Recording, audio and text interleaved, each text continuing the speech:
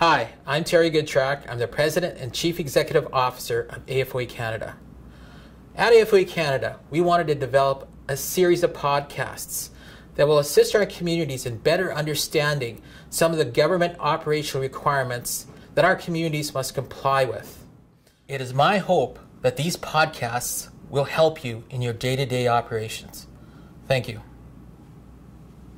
Oui, mon nom est Mélanie Vincent, je suis Huron-Wendat de la communauté de Wendake près de Québec. Je serai aujourd'hui la lectrice du webinaire sur la politique de vérification du bénéficiaire d'affaires autochtones et développement du Nord-Canada.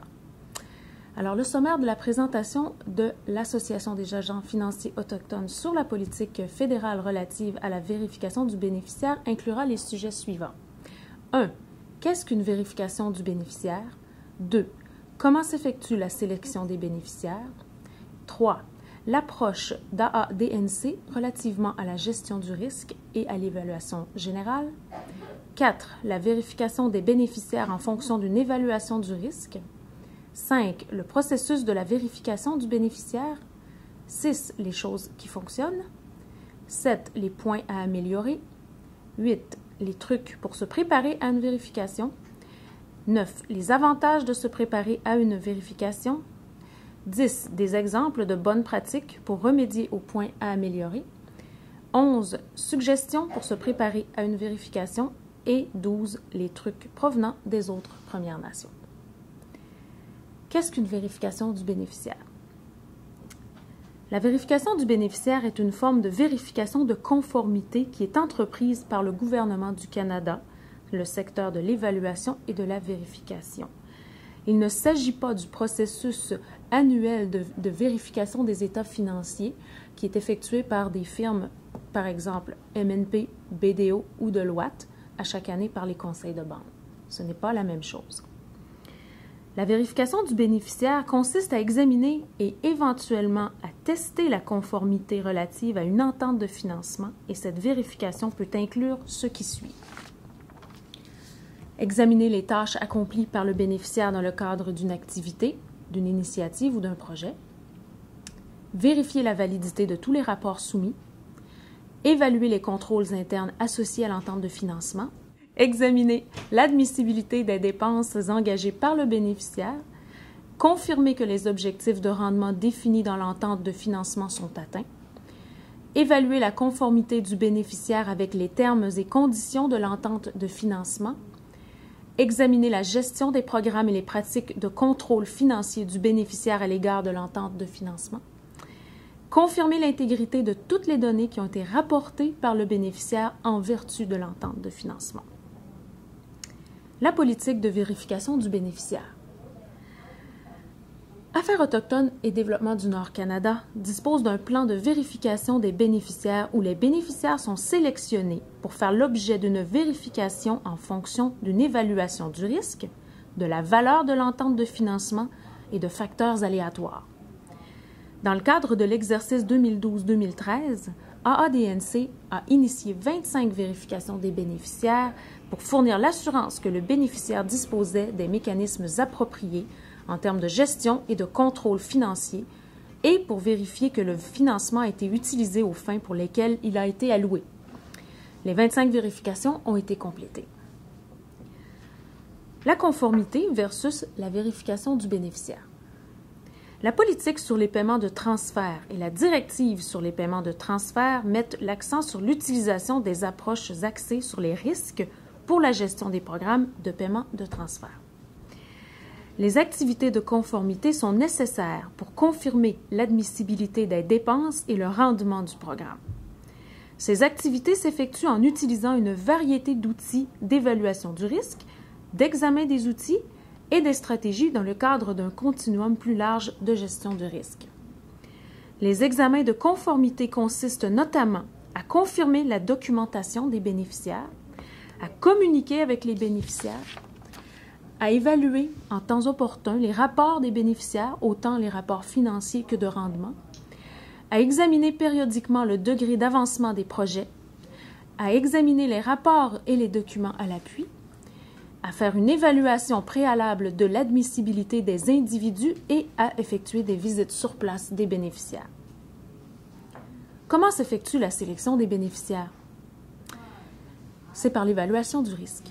Les ententes de financement d'AADNC doivent inclure des dispositions qui donnent au ministère le droit de vérifier les comptes et les registres du bénéficiaire, ainsi que ceux de toute autre entité à laquelle le bénéficiaire délègue des obligations liées à l'entente de financement ou à qui il verse du financement issu de cette entente pour 1. Évaluer ou examiner la conformité du bénéficiaire avec les termes et conditions de l'entente de financement.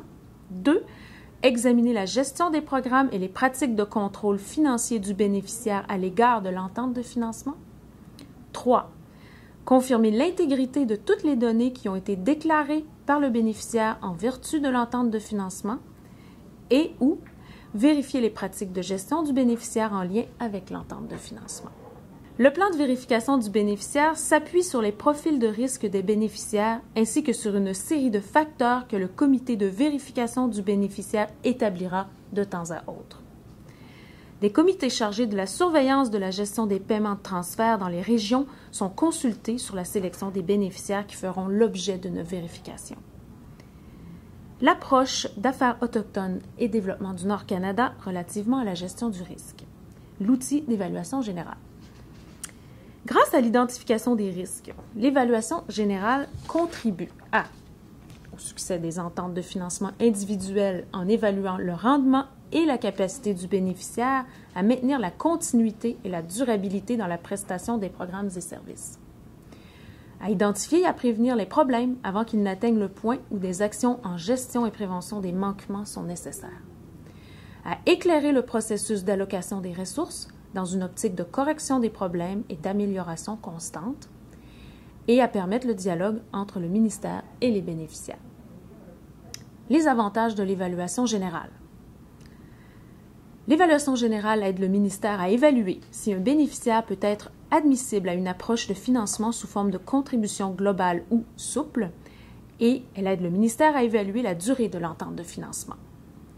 L'évaluation générale contribue à informer les activités de surveillance réalisées par le personnel d'AADNC, par exemple les conservations de suivi avec le bénéficiaire, les activités relatives à la conformité du programme, le besoin pour effectuer d'autres types d'évaluations, par exemple une vérification du bénéficiaire, ainsi que l'allocation de ressources pour le développement des capacités afin de régler les problèmes et soutenir une amélioration continue.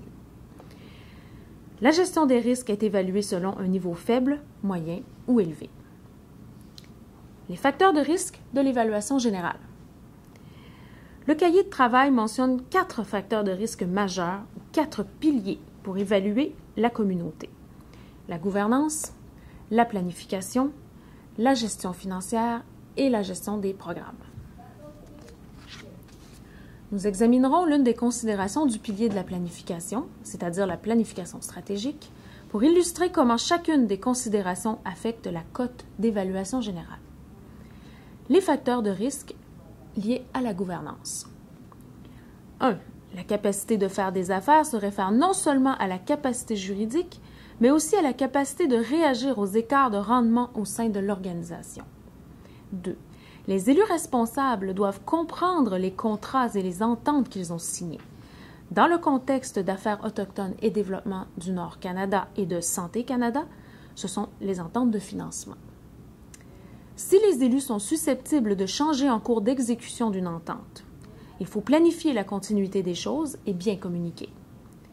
Il doit également y avoir une séparation des autorités entre les élus et le personnel administratif. Idéalement, le chef et le conseil ont un seul employé, c'est le directeur général de la bande. 4. Lorsque le chef et le conseil se font un devoir de publier régulièrement, soit sur un site Internet ou dans un bulletin local, le rendement de leur communauté en termes de prestation des services, de politique et d'information financière, ils se rendent imputables envers les membres de leur communauté, envers leurs bailleurs de fonds et envers le public. Les facteurs de risque liés à la planification. Les considérations relatives aux facteurs de risque liés à la planification sont les suivantes. 1. Le plan stratégique devrait refléter les buts et les objectifs de la communauté sur une période de temps relativement courte, probablement 5 ans, avec une mise à jour annuelle et il doit être conforme au plan communautaire global. Le plan opérationnel et le budget tiennent compte des buts et des objectifs pour l'année à venir.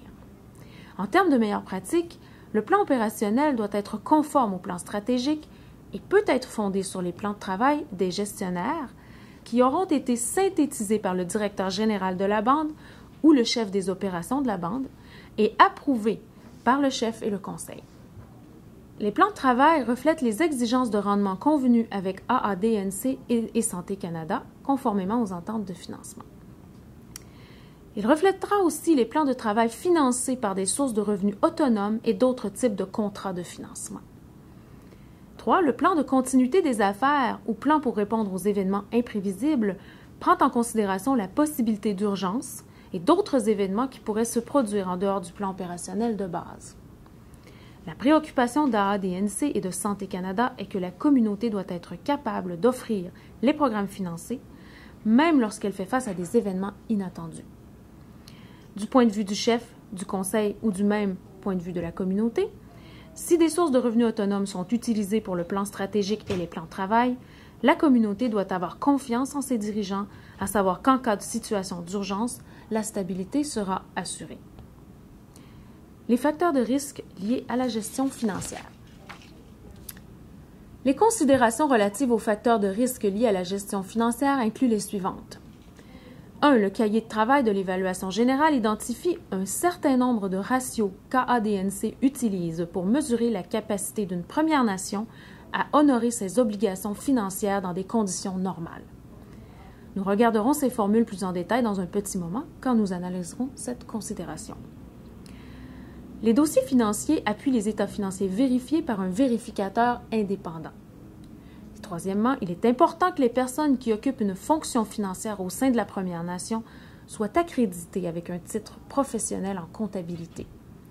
Une désignation professionnelle telle que celle de gestionnaire financier accrédité par l'Association des agents financiers du Canada rend plus élevé le niveau de gestion financière pour une organisation. La désignation professionnelle inclut un suivi du perfectionnement professionnel, un accès à du soutien, un code d'éthique et des règles de conduite qui élèvent le standard de gestion financière et de reddition des comptes de l'organisation. Les facteurs de risque liés à la gestion des programmes. Les considérations relatives aux facteurs de risque liés à la gestion des programmes incluent les suivantes. 1. La prestation efficace des services contractés et des projets sans plainte de la part des récipiendaires des services est l'un des critères mesurés par AADNC et Santé Canada pour une mise en œuvre réussie des programmes. 2. Le processus de planification est une composante essentielle de la prestation des programmes. En termes de prestation, il est important d'établir un plan de travail qui réponde aux besoins des clients. Là où la souplesse le permet dans l'entente de financement, les gestionnaires de programmes peuvent adapter la prestation pour répondre aux obligations contractuelles tout en optimisant la prestation des services.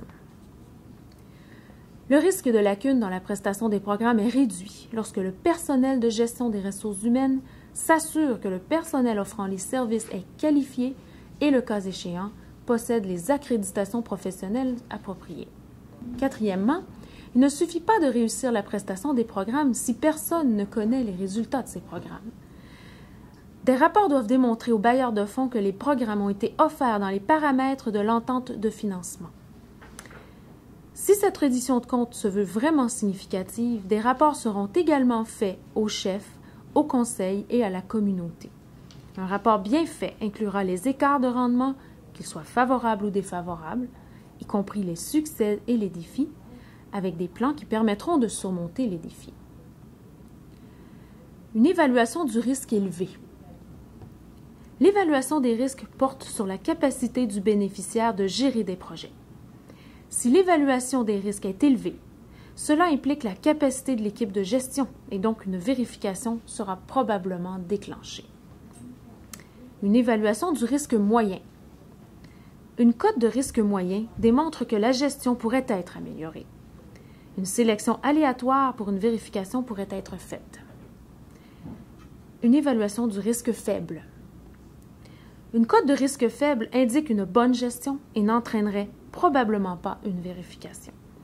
Ceci indique que l'équipe de gestion est bien en place. Cela démontre que les activités relatives à la gestion sont traitées selon l'évaluation du risque. Le choix du modèle de financement et son niveau de souplesse inhérente découlent de l'évaluation du bénéficiaire.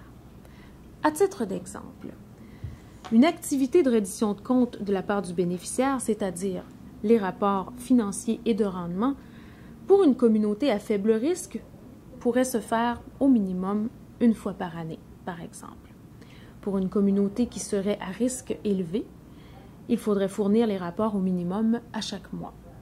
Un autre exemple se situe au niveau de la vérification du bénéficiaire. Pour une communauté à faible risque, cette sélection pourrait être aléatoire. Par contre, pour une communauté à risque élevé, la sélection pour une vérification serait obligatoire. La politique de vérification du bénéficiaire. Afin d'assurer la transparence et l'imputabilité, des vérifications et d'autres activités de surveillance sont conçues pour confirmer la conformité avec les termes et conditions des ententes de financement et notamment pour vérifier qu'il n'existe aucun détournement de fonds publics et que les fonds ont été utilisés aux fins pour lesquelles ils ont été alloués. Des constatations positives suite à la vérification de bénéficiaires peuvent améliorer la cote de risque du bénéficiaire et peuvent aider à répondre aux exigences du plan d'action de gestion ou à toute autre action nécessaire dans le cadre d'une stratégie de prévention ou de gestion des manquements. Les résultats d'une vérification de bénéficiaire peuvent affecter la situation de manquement d'un bénéficiaire. Par exemple, si une vérification conclut que les conditions des ententes de financement ne sont pas respectées, ces résultats pourraient déclencher des mesures de gestion des manquements. Le résultat issu du modèle de gestion des risques peut être une stratégie d'atténuation des risques telle que celle qui a été démontrée et qui identifie les indicateurs qui pointent vers le risque. Cette stratégie peut aider les gestionnaires du ministère à préparer un plan de vérification de bénéficiaires fondé sur le risque. Par exemple, il peut y avoir des vérifications de bénéficiaires obligatoires pour les bénéficiaires qui ont été évalués à haut risque. Une sélection aléatoire pourrait se faire pour une vérification des bénéficiaires qui ont un risque de faible à moyen. Le processus de la vérification du bénéficiaire. Le processus de vérification comporte généralement 3 étapes. 1. La planification de la vérification. 2. L'exécution. Et 3. Le rapport. Le contrôle de la qualité de la vérification du bénéficiaire doit s'effectuer au cours de ces 3 étapes. La planification de la vérification du bénéficiaire. Le bénéficiaire doit être informé s'il est sélectionné pour une vérification. Un examen des contrôles internes liés à l'entente peut nécessiter une visite au bénéficiaire ou encore, cet examen peut être effectué par d'autres moyens, par exemple un questionnaire ou une enquête. Le vérificateur peut également rencontrer le ministère afin de discuter des sujets faisant l'objet d'une préoccupation. C'est à ce stade que le vérificateur peut regarder les contrôles internes du bénéficiaire liés à l'entente de financement. Suite à l'identification des problèmes, le vérificateur détermine la nature, l'ampleur et le temps nécessaires pour effectuer les procédures de vérification supplémentaires. Le processus de vérification, étape exécution. L'objectif de la vérification du bénéficiaire est identifié. Il s'agit principalement d'un énoncé général et du résultat prévu de la vérification. Par exemple, évaluer la conformité avec une entente de financement. La vérification est effectuée conformément à l'avis de planification et des ajustements sont faits si d'autres questions surgissent lors de la vérification. La vérification consiste à confirmer la documentation des bénéficiaires, à communiquer avec les bénéficiaires, à évaluer en temps opportun les rapports des bénéficiaires, autant les rapports financiers que de rendement, à examiner périodiquement le degré d'avancement des projets, à examiner les dossiers, les rapports et les documents à l'appui, à faire une évaluation préalable de l'admissibilité des individus et à effectuer des visites sur place des bénéficiaires. Les programmes de vérification du bénéficiaire sont complétés par un examen d'un échantillon des opérations si une assurance raisonnable ou élevée est requise. À ce stade, le travail sur la vérification du bénéficiaire, y compris les éléments de preuve liées à des erreurs ou à des observations est documentée dans les dossiers de vérification des bénéficiaires, par exemple des documents de travail, pour étayer la conclusion de la vérification. Lorsque possible et tandis qu'il est sur place, le vérificateur devrait obtenir les feuilles de calcul électroniques de comptabilité, les listes de paye, les listes de logement, les listes d'étudiants au postsecondaire, la liste des employés de la bande, y compris le chef et le conseil, et d'autres documents qui pourraient être facilement modifiés pour guider l'examen des transactions détaillées et pour préparer les demandes de renseignements et de documents précis permettant de vérifier l'éligibilité des dépenses liées au programme. Le rapport et la diffusion de l'information. Conformément à l'entente de service de vérification du bénéficiaire, le vérificateur remet le rapport de vérification au gestionnaire du ministère. Le gestionnaire du ministère devrait examiner le rapport de vérification et faire le suivi des résultats de la vérification en temps opportun, selon l'importance des conclusions du rapport. Les soldes raisonnables des avances de paiement versées en vertu d'une entente de financement et détenues par un bénéficiaire à la fin d'un exercice financier dans la limite de la durée d'une entente de financement pluriannuelle ne doivent pas être considérés comme remboursables à ce stade. Des exemples de processus à améliorer. Voici des processus qui ont été notés dans des rapports de vérification de bénéficiaires des Premières Nations et qui ont été publiés. Rédiger des procès-verbaux de toutes les réunions du chef et des conseillers et les présenter aux membres, à AADNC, aux vérificateurs et à d'autres intervenants pour vérification au besoin. Un autre exemple, examiner régulièrement l'information financière, au moins à chaque trimestre, mais idéalement à chaque mois, pour évaluer les dépenses actuelles du programme et de l'administration comparativement au montant du budget. Préciser le rôle du chef et des conseillers dans l'acte administratif afin d'y inclure leur responsabilité d'examiner et d'approuver les budgets annuels, ainsi que la vérification des dépenses réelles comparativement au montant des budgets à chaque mois ou à chaque trimestre. Un autre exemple est de présenter les budgets annuels et les états financiers vérifiés aux membres au moment opportun après leur élaboration. Élaborer des plans opérationnels concernant les principaux programmes gérés et administrés. À la lumière des programmes actuels, il peut s'agir de programmes liés à l'éducation, aux services sociaux, au fonctionnement et à l'entretien des installations, au logement, ainsi que des programmes de soutien de la bande.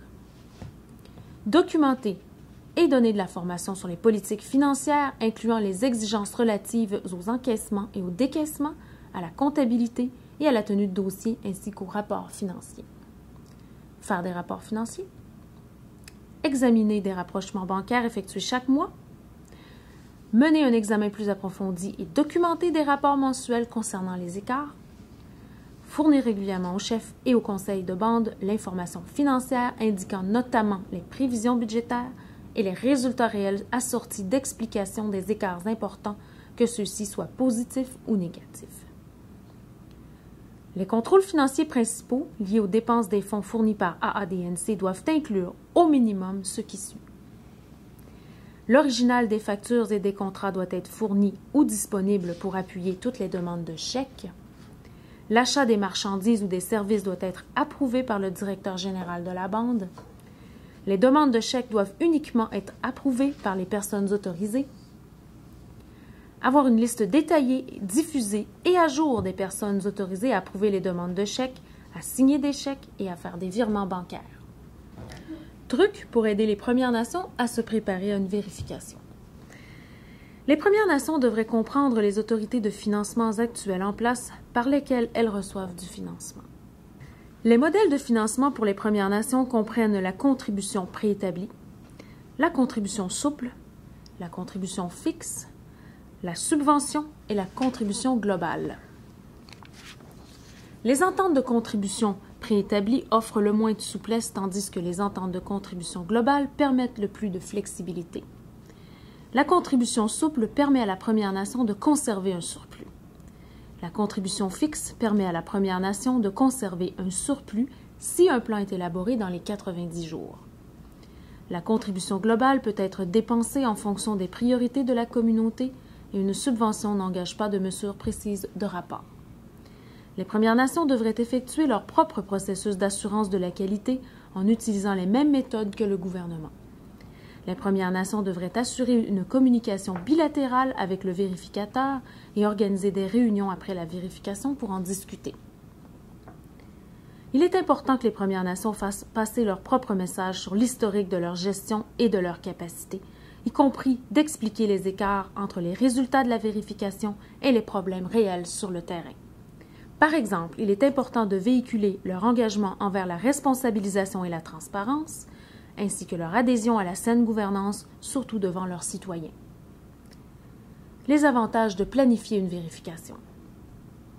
Les avantages d'effectuer une vérification des bénéficiaires peuvent inclure une utilisation plus efficace des fonds pour l'avancement de la communauté, une réduction des coûts de la production des états financiers vérifiés annuellement, une sensibilisation du chef, des conseillers et du personnel à la situation financière de la communauté, une bonne structure de gouvernance de la bande est en place avec des rapports appropriés au chef et aux conseillers et une bonne communication avec le directeur général de la bande est en place. Les budgets des programmes devraient être élaborés et suivis par des rapports financiers mensuels qui sont présentés au chef et au conseil. Le grand livre et les états financiers annuels doivent être configurés selon les divers programmes énumérés dans l'entente de contribution d'AADNC. Les dépenses doivent être prouvées par des factures acceptables et des preuves du travail effectué ou des biens reçus. Les paiements doivent être émis selon les termes et conditions spécifiques des programmes. La conciliation bancaire doit être effectuée à tous les mois. Il y a une séparation appropriée des tâches d'enregistrement et d'approbation des transactions financières. Les dépenses doivent être correctement comptabilisées dans le grand livre. Elles doivent être engagées dans les délais de l'entente, payées, raisonnables et étayées par des éléments de preuve appropriés liés aux activités du programme. La documentation relative à l'échantillonnage des transactions sélectionnées pour examen dans le cadre de la vérification doit toujours être disponible et toute information supplémentaire demandée doit être soumise en temps opportun. Les bonnes pratiques, avoir des politiques détaillées avec des structures saines de gestion financière, se doter de plans de programmes et de services communautaires basés sur les ressources disponibles et qui sont approuvés par le Conseil et mis à jour régulièrement. S'assurer que la documentation appropriée est disponible et protégée physiquement pour des fins de sécurité. Utiliser les comptes du Grand Livre général pour l'examen de la conformité et s'assurer de la synchronisation de chaque ligne avec l'entente de financement, c'est-à-dire vérifier si chaque dépense est chargée au bon programme. Identifier les questions ou les dépenses inexpliquées et trouver l'information additionnelle au besoin. Les trucs provenant d'autres Premières Nations. La vérification devrait porter uniquement sur le financement versé par le gouvernement. Cela doit être clairement précisé. La bande devrait tout savoir ce que le vérificateur verra, et ce, à l'avance, donc il n'y aura pas de surprise. S'il y a des divergences, des explications devraient être préparées. Faire un pré-test de la vérification à l'aide du modèle de vérification permet aux Premières Nations de se préparer pour la vérification. Pour de plus amples renseignements et pour toute question, prière de communiquer avec Terry Goodtrack, président, chef de la direction de l'Association des agents financiers du Canada.